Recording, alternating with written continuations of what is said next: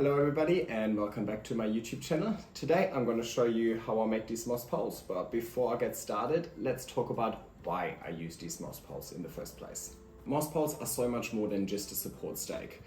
I use moss poles for my climbing aeroids, so a lot of monsteras and philodendron, and I like to use them because it is as close as possible to the natural growing habit. In nature, these climbing aeroids would find a tree, attach themselves using their aerial roots, and then climb up that tree, and as they climb up, they start maturing, throwing out these large leaves. So, growing them on a moss pole or any support stake really is going to be as close as possible to its natural growing conditions, which means you're giving your plant the best chances of thriving. But the moss pole is not just a support. The moss pole and the moss itself is actually a growing medium. So I see my moss pole as an extension of the pot. That's why you'll find me using quite small pots with most of my plants, because most of the root system will be contained within the moss pole itself. As the plant climbs up, all of the roots, or these aerial roots, will actually turn into proper water roots. They will grow into the moss and they'll be able to absorb water and nutrients. So basically the moss pole enables us to create a very large root system that our plant has available, and the more roots, the more water and nutrient absorption, the more potential your plant has to thrive, grow and throw out these large leaves. So considering what I just explained, that every single node will attach itself to the pole and grow roots into the pole, that also means that every single node is already propagated. So these moss poles have really huge benefits when you start chopping your plants either into single node cuttings, because every single cutting is already propagated, or when your plant reaches the top and you need to extend it, or you need to chop and extend it. But I'll link a separate video where I'll explain the chop and extend process below. So now that we know why I love using moss poles, let's talk about what we actually need to produce one of those. First things first, we need sphagnum moss. I use a premium quality sphagnum moss from New Zealand. I buy it at Bunnings, which is just a local garden store. More than just a garden store, but pretty much a go-to store for everything here in Australia. I make sure that the moss that I purchase is sustainably harvested. Sphagnum moss in itself is a renewable source, so it can be sustainably harvested. Don't get it confused with peat moss. Peat moss is technically the same as sphagnum moss, but it has been decomposing for thousands of years. So you cannot sustainably harvest peat moss, but you can sustainably harvest sphagnum moss. This pack of moss is 500 grams and I'll be able to make 6 of my moss poles out of them. All my moss poles are 90 centimeters long and 6 centimeters in diameter. So that would equate to around about 90 grams of dried moss per moss pole. We need the wire mesh. So I use a coated wire mesh, and make sure that it's coated wire and not plastic. A plastic pole just won't have enough structural integrity to actually hold up by itself. It will start being floppy or tilt, especially once you start having large leaves growing on these moss poles. It's really important that we have structural integrity. I also get my wire mesh from Bunnings, and the grid in itself is, I believe, 12 millimeters times 12 millimeters. We need a few cable ties just to tie it all together, and we'll need a wire cutter to cut through the wire. So let's get started. Right, I'll start off with wetting my moss. When you construct the moss pole, it's just so much easier to wet the moss first. So I'll just take a little bit of it. And normally when I make moss poles, I'll just always make them in bulk. So I always make 6 at a time using exactly one packet. Today I'll just make 1, but it's so much easier to just make them in bulk. It's the same amount of effort, it's the same amount of mess, but you end up with 6 moss poles. If you just make a moss pole when you need one, you'll probably procrastinate and you won't actually end up making the moss pole. So that way I always have moss poles handy, so if a plant needs an extension, if a plant needs a moss pole, or anything else, I'll always have one handy, and I don't need to, it kind of stops me from not doing the plant maintenance that my plant probably wants. So I just pop the moss in this bucket full of water, just so it can soak up a little bit of water. We want the moss to be moist, we don't necessarily want it to be wet. So I'll just get it to soak up as much of the water as it can.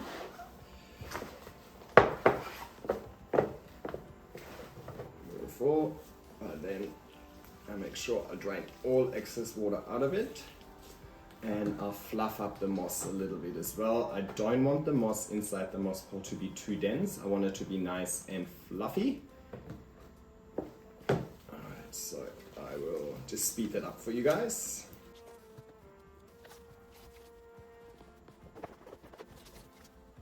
Alrighty, so I've got nice fluffy moist moss over here. Okay.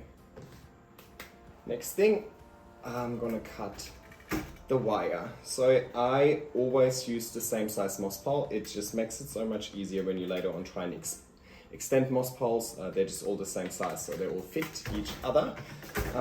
I tried a few different diameters and I noticed that around 6 centimeter diameter is perfect. I think 6 centimeters is a good balance between being skinny enough to be nice and light, but thick enough to actually contain enough moss to hold the moisture. So 6 centimeters with my grid equates to around 15 squares. So I'll just go ahead and start chopping it. Just kidding, I prepared it earlier for you, so you don't need to watch me. After I chop it, I'll take these little pliers and I'll just bend all of the sharp edges inwards to make sure that these sharp edges won't later on rip any of the leaves once the plant starts growing on it. And now I can just start filling it with moss. I do not fill the bottom maybe 10 centimeters or so of the actual moss pole, because that part will later on be inside the pot. So I fill that with potting medium once I pot it up later on. You don't want it to be super dense, you want it to be aerated. That will really help prevent mold, I believe. Aeration is really important if you don't want any mold. I do believe the quality of the moss in itself is important as well. I personally haven't had any mold issues, but I've had people reach out to me. I believe it could be based on the moss in itself, or it could be that you're packing it too tight and keeping it too wet, and ultimately you'll start seeing mold form. So I would give it a 6 out of 10 when it comes to the density of the moss within the pole. So I'm pretty happy with that. So I'll start just shaping it up like a little burrito. Beautiful. And I'll start with a cable tie, and I always just cable tie the middle together first. That way it will make everything else much easier. I'll then cable tie both ends. And then just a few cable ties in the middle just so it can hold the shape. So maybe every 5th or 6th square or so I'll just add a little cable tie.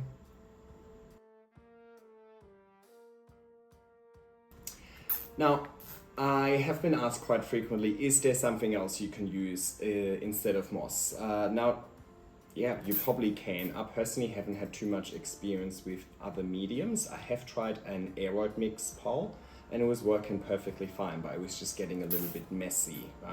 But ultimately, the idea behind the moss pole is that it's not just a support stake, but that it's actually part of the growing medium. So it's an extension of the pot so that all the roots can actually grow into the pole and absorb water and nutrients from the pole. So if we're talking about a piece of wood, for example, or a cocoa fiber pole, it doesn't have the ability to actually retain any moisture and or nutrients, so you won't actually get the same benefit when it comes to increasing your root system. So it is finished now, so now I'm gonna just cut all of the cable ties. Perfect, we're almost done. Now I just want to twist the cable ties inside of the pole so that any sharp edges from where I just cut them won't hurt any of the leaves later on. So I just quickly twist them inside. Beautiful. Now I just roll it like a little sushi roll just to make sure that it's nice and round. A cylinder is a very strong shape from a structural perspective. So once you constructed your pole, it should be able to just stand up by itself.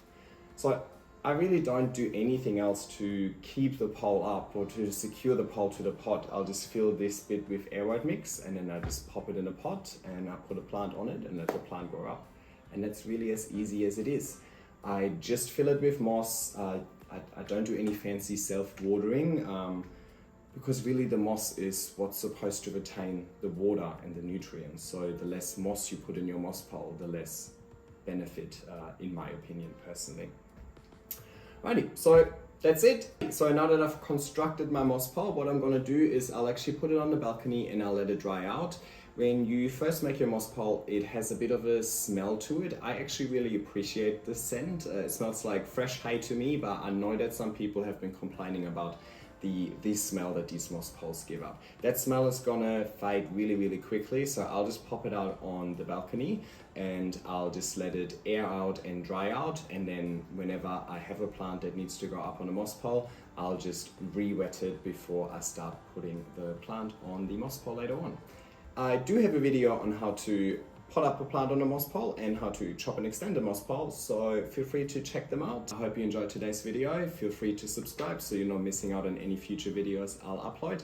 Take care and goodbye.